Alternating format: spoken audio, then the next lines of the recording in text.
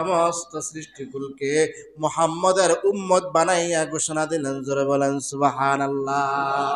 মুহাম্মদ হামিদু হামদু খুদা বস, खुदा हमद मोहम्मद मुस्तफ़ा बस जहाँ तक है रबूबियत खुदा का, वहाँ तक है नबूबियत नबी मुस्तफ़ा का। ज़ोरे बोलें अल्लाहु আকবার।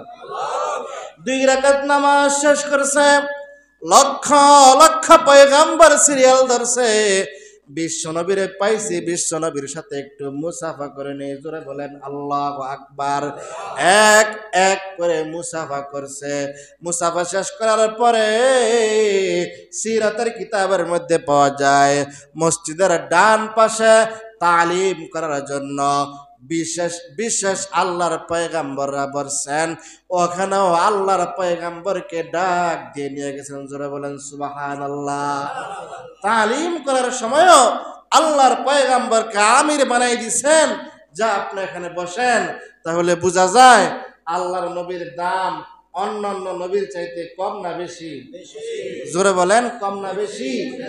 শুধু আল্লাহর নবী দাম অন্যান্য নবীর চাইতে বেশি, না উম্মতের দামও অন্যান্য নবীর চাইতে বেশি?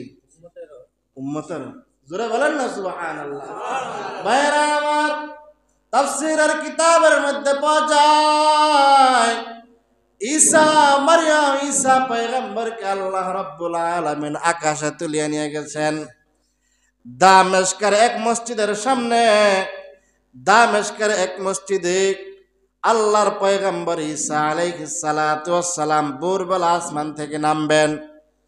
মসজিদ হবে দোতলা, মতান্তরে চতুর্থ তলা, 4 তলা বিশিষ্ট সাদর মিনারের উপরে আল্লাহ রাব্বুল আলামিন হযরত ঈসা আলাইহিস সালাতু ওয়াস সালামকে নামাইবেন মাহদি আলাইহিস সালাতু ওয়াস সালামের একটু আগে দিয়া। নামানোর পরে আল্লাহর পয়গম্বর ঈসা আলাইহিস সালাতু ওয়াস সালাম মসজিদের বারিন্দার মধ্যে সুন্নত আদায় করবেন। জোরে বলেন সুবহানাল্লাহ। ওই সময় দামেস্কের ওই মসজিদে যিনি ইমাম থাকবেন, উনি চিনতে পারবেন ইনি হইলেন আল্লাহর পয়গম্বর ঈসা আলাইহিস সালাতু ওয়াস সালাম। জোরে বলেন সুবহানাল্লাহ। ঈসা পয়গম্বর তো ওই সময় নবী হয়ে আসবেন না, ওই সময় মুহাম্মদের উম্মত হয়ে আসবেন। তারপরও ওই সময় মসজিদের ইমাম সাহেব যেহেতু চিনা ফেলাইবে, বলবেন ও পয়গম্বর আপনি একটু নামাজ আদায় করেন। ঈসা পয়গম্বর ডাক দিয়া বলবেন, হুজুর মুহাম্মদের উম্মতের সামনে আমি নবীর ইমামতি করার কোনো যোগ্যতা নাই। জোরে বলেন না সুবহানাল্লাহ। ভাইরা আমার, বাইতুল মুকাদ্দাস থেকে আল্লাহর পয়গম্বরকে বুরাকের মধ্যে উঠাইলেন। বুরাক দ্রুত গতিতে চলতে লাগলেন। বুরাকের দৃষ্টির শেষ সীমানা পর্যন্ত এক লাফ দেয়। প্রথম আসমানে গেলেন। প্রথম আসমানে গিয়া প্রথম আসমানের যে দারোয়ান, যে ফেরেশতা, ওনার নাম হলো ইসমাইল। ইসমাইল ফেরেশতার সাথে অনেক কথোপকথন হয়। প্রথম আসমানে ঢুকার পরে আদম পয়গম্বরের সাথে সাক্ষাৎ হয়ে যায়। জোরে বলেন সুবহানাল্লাহ। অনেক লম্বা চড়া আলোচনা। আদম পয়গম্বর বিশ্বনবীকে দেখা অনেক খুশি হয়ে যায়। আদম পয়গম্বরের সামনে কোটি কোটি মানুষ দেখা যায়। আদম পয়গম্বর আরো খুশি হয়ে যায়। জিবরাইল আলাইহিস সালাতু ওয়াস সালামকে আদম পয়গম্বর জিজ্ঞাসা করে যে এরা কারা? বলে এরা সবাই আপনার সন্তান। জোরে বলেন সুবহানাল্লাহ। আদম পয়গম্বর আরো খুশি হয়ে যায়। এবার আদম পয়গম্বর ডান দিকে তাকাইয়া মুস্কি মুস্কি হাসে, বাম দিকে তাকাইয়া একটু কান্না করে। আল্লাহর পয়গম্বর হযরত জিবরাইল আলাইহিস সালাতু ওয়াস সালামকে জিজ্ঞাসা করে, ও ভাই জিবরাইল, আদম আলাইহিস সালাতু ওয়াস সালাম আমাদের পিতা, উনি ডান দিকে তাকাইয়া হাসেন, বাম দিকে তাকাইয়া কাঁদেন কেন? আল্লাহর পয়গম্বরের প্রশ্নের জবাবে জিবরাইল আলাইহিস সালাতু ওয়াস সালাম উত্তর দেয়, ইয়া রাসূলুল্লাহ, ইয়া হাবিবাল্লাহ, আদম পয়গাম্বর যখন ডান দিকে তাকায় তখন ওনার জান্নাতি সন্তানদের চেহারা দেখতে পায়। জোরে বলেন সুবহানাল্লাহ। যখন বাম দিকে তাকায় তখন ওনার জাহান্নামী সন্তানদের চেহারা দেখতে পায়।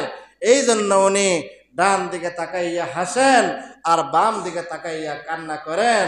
আল্লাহ তাআলার কাছে দোয়া করি, আল্লাহ তাআলা যেন আদম পয়গাম্বরের ডান পাশে আমাদেরকে রাখেন। সকলে বলেন আমিন।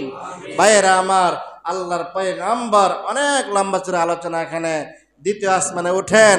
দ্বিতীয় আসমানে উঠার পরে দুইজন নবীর সাথে সাক্ষাৎ হয়। এই দুইজন নবী তারা পরস্পর আত্মীয়তার সম্পর্কের দিক দিয়ে খালাতো ভাই। বলেন সুবহানাল্লাহ। ইয়াহইয়া আলাইহিস সালাতু ওয়াস সালাম আরেকজন নবী আলাইহিস সালাতু ওয়াস সালাম আছেন, দুইজনের সাথে সাক্ষাৎ হয়। 3 নম্বরে গিয়া হযরত ইউসুফ আলাইহিস সালাতু ওয়াস সালামের সাথে তৃতীয় আসমানের মধ্যে সাক্ষাৎ হয়। জোরে বলেন সুবহানাল্লাহ। ইউসুফ আলাইহিস সালাতু ওয়াস সালামের চেহারা মোবারক দেখা আমাদের নবী আশ্চর্য হয়ে গেছে। মনে হয় দুনিয়ার অর্ধেক সৌন্দর্য দিয়া আল্লাহ তাআলা ইউসুফ পয়গাম্বরকে বানাইছেন। জোরে বলেন সুবহানাল্লাহ। ইতিহাস প্রমাণ করে ইউসুফ আলাইহিস সালাতু ওয়াস সালামের চেহারা দেখা মিশরের নারীরা নিজের আঙ্গুল কাইটা ফেলাইছে। ঘটনা শোনেন নাই? মিশরের নারীরা ইউসুফ পয়গাম্বরের চেহারার দিকে তাকাইতে গিয়া, তার সৌন্দর্য ভোগ করতে গিয়া এরকম ভাবে নিজের আঙ্গুল কাইটা ফেলাইছে। আম্মা জান আয়েশা রাদিয়াল্লাহু তাআলা আনহা বলেন, কেউ যদি আমার নবীর চেহারার দিকে তাকাইতো সে তার কলজা কাইটা ফেলাইতো, তারপরও দিশা আসতো না। জোরে বলেন না আল্লাহু আকবার। তার মানে ইউসুফ পয়গাম্বরের চাইতে আমাদের পয়গাম্বর হাজার গুণ অনেক সৌন্দর্যের অধিকারী ছিলেন। আল্লাহ তাআলা বানাইছেন। আল্লাহর পয়গাম্বর চতুর্থ আসমানে গেলেন, স্বাগতম দিয়ে চতুর্থ আসমানে নিয়ে গেলেন। চতুর্থ আসমানে গিয়া দেখে আল্লাহর নবী ইদ্রিস আলাইহিস সালাতু ওয়াস সালাম স্বর্ণের চেয়ারের মধ্যে বসে রয়েছে। জোরে বলেন সুবহানাল্লাহ।